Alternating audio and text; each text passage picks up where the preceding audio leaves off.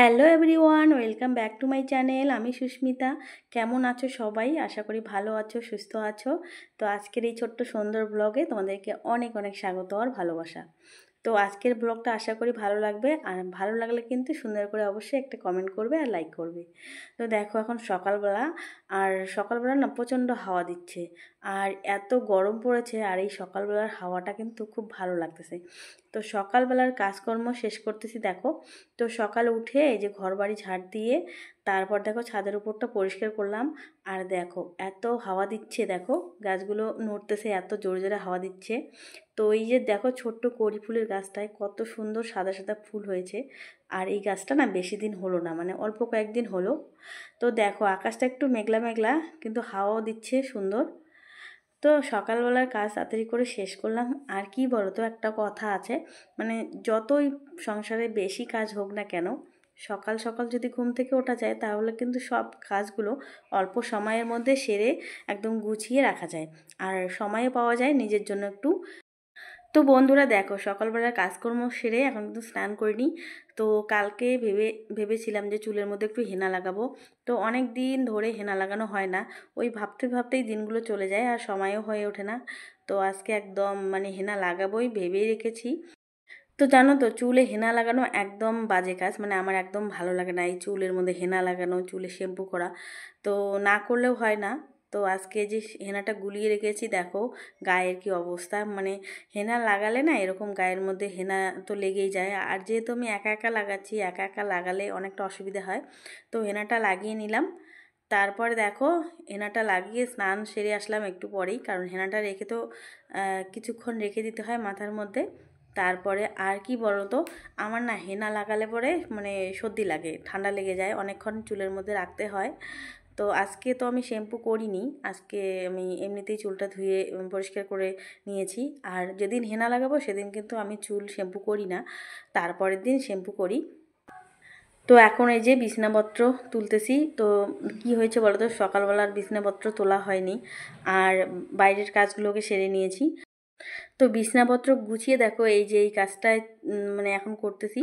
তো এই যে সেন্টার টেবিলটা অনেক দিন ধরে আমাদের ঘরে এক জায়গায় পড়ে আছে আর নোংরাও হয়েছে, সেটাকে সুন্দর করে মুছিয়ে দেখো এই ঘরের মধ্যে বেডরুমের মধ্যে নিয়ে আসলাম। আর সেন্টার টেবিলের জায়গাটায় ছিল এই যে জুতোর বাক্সটা, সেটাও আমি ওই সেন্টার টেবিলটা যেখানে ছিল সেখানে রেখে দিলাম।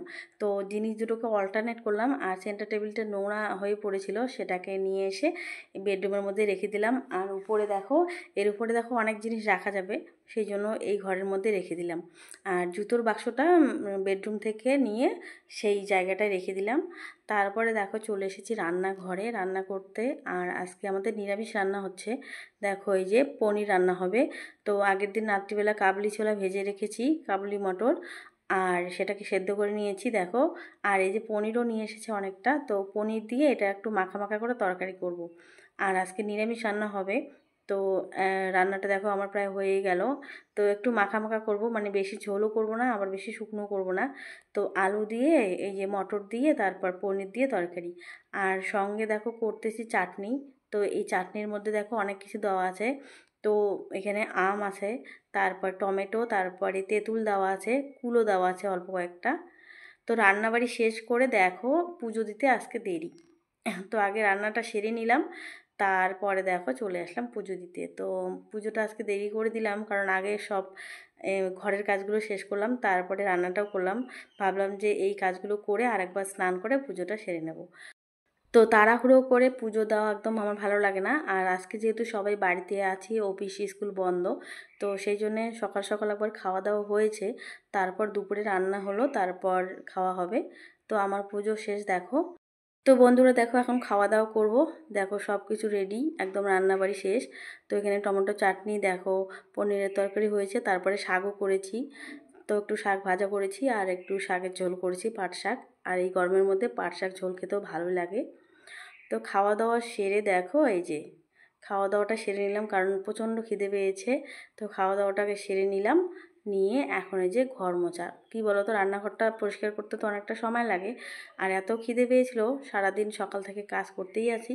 তো আগে বড়মশাই বললো যে চলো আগে খাওয়া দাওয়াটা সেরে নিই।